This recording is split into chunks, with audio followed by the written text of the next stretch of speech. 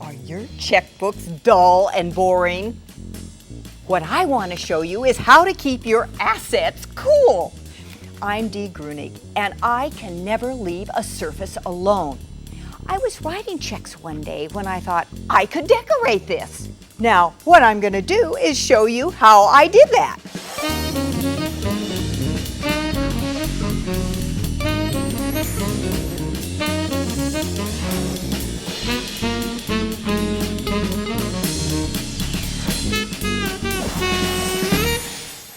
Find a blank checkbook cover, or if you can't, just cut one yourself out of a good strong piece of paper.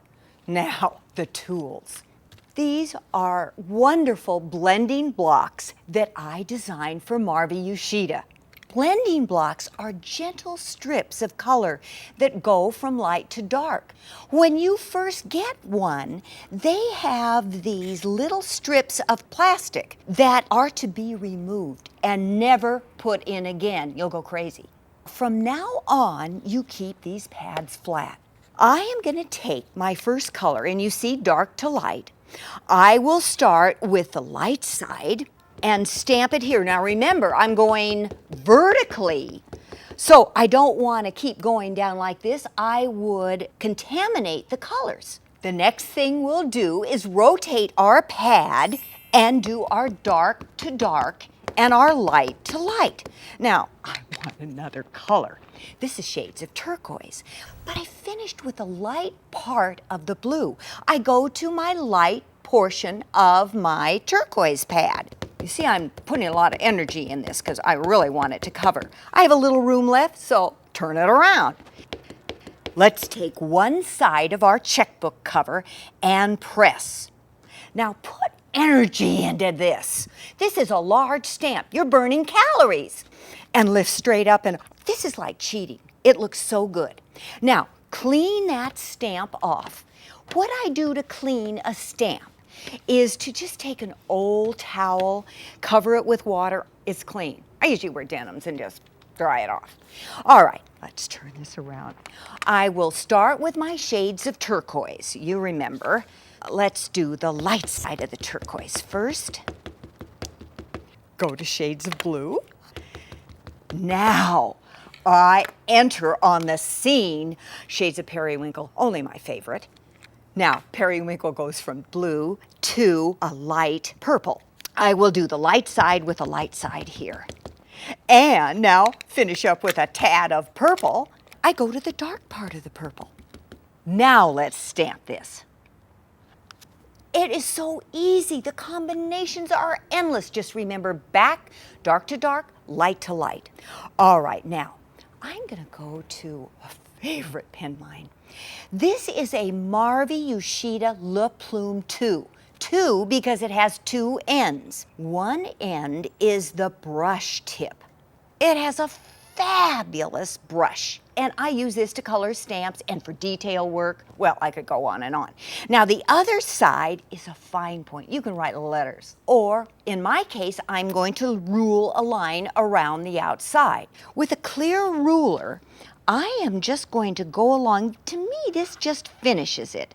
You know, a paper will talk to me and go, I need a line around me. You know, I mean, I just really listen as I go about doing a composition. Now, I have not mentioned the surface of stamping. To me, this is one of the most important things to get started. I am using a foam pad. This makes just a wonderful surface that meets the stamp. Never stamp a stamp on a hard table. I'm going to take a penguin that I have designed and a piece of basic sticker paper. Now, I'm going to go to my Plume 2. But I'm going to go to the brush side. And one rule I always remember is to use my light color first, thus the beak and the flippers, with orange. Because it has such a good point, I am not getting any of my orange in the area of the black. Now I go to my black, my darker color, which could easily overtake the orange, but I am using the side of the Plume marker, thus protecting that point when I really need it. All right, now, when you've talked as much as I have doing this, what you need to do is hold this up to your mouth. Do not lick it. Just huff and puff on it with warm, moist air, and that activates the ink if it looks like it's drying out. Perfect, every time. Quickly, I am doing a whole colony of penguins right here. They're all in different positions, and my next step is to cut them out.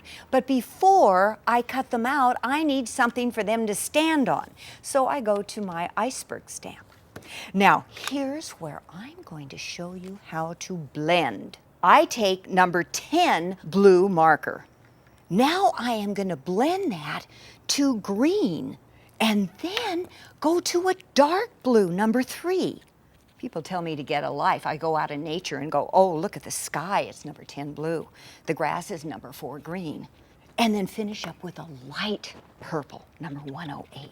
Now again, same thing, huff and puff on it and stamp. Now, we'll need to do 2, but look at the variation in that. So I will just cut off this strip right here and connect it with this, and you see how we have a longer one.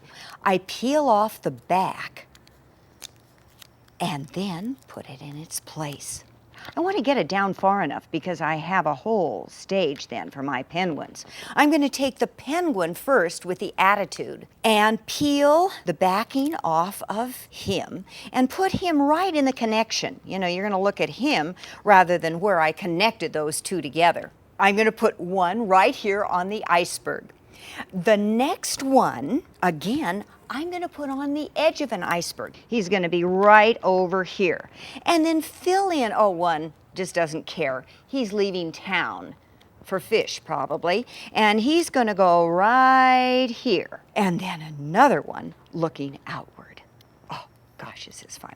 Now, the other thing that I love to do, I've represented the South Pole, and I now want the North Pole. And so I'm going to take my Eskimos and put them on the back. Oh, you know, you have to have both sides. Now, our last step, it's going to seem strange, but I bend this completely inside out. Take my plastic cover and slip it in. See, you just have to adjust it, and it's done. Now, if penguins don't float your iceberg, I have got another project that you will love, especially if you have photos hanging around that you want to show the public. This is a perfect stage to put your photos on. Marvy has a stipple brush. I take the brush, I dab it on, dust it off, and I go to the edge and I start brushing. I might do this in several spots with the same color, but then I gotta change colors. You might think you need a million brushes for every color, but you don't. One can represent a whole family of colors, such as the green I'm gonna go to next. This is Shades of Caribbean. It is green to blue. Oh, what could be better? Now, I gently go up against that other color with the green. Now, if I flip to the blue, I go up and get the blue and go on the blue side and start filling in. So enter my finished piece. Now the stamp. The stamp is of a frame, and I'm going to take a Marvy Matchable, and I bring the pad to the stamp. Now, I'll stamp this 4 times, and then I'm going to take one larger stamp. And you take the picture of your grandchildren or whoever, your loved one. I'm going to cut these out, these frames out. And I put the photo dead center.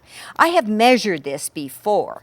This gets peeled off because I used a sticky back adhesive on the photos. Do you see how it's coming? Sometimes a kid or a person will have a hand up in the air or feet sticking out, and I really like to show that. So in cutting out this photo, I cut up here with the scissors, and now when I put the frame on, look what happens. He's peeking through. It is so much fun to flash this around at the market and be able to start a story about your grandchildren. I can't stop. I mean, photos backgrounds that have been stamped. This particular one was after a vacation with photos. And what I put on the inside, what a great idea, is a mini calendar. What a perfect holiday stocking stuffer. But now these assets are burning a hole in my pocket, and I'm off to the mall to spend a lot. For step-by-step instructions on how to create this week's project, download the design guide featuring special make-it-your-own bonus tips.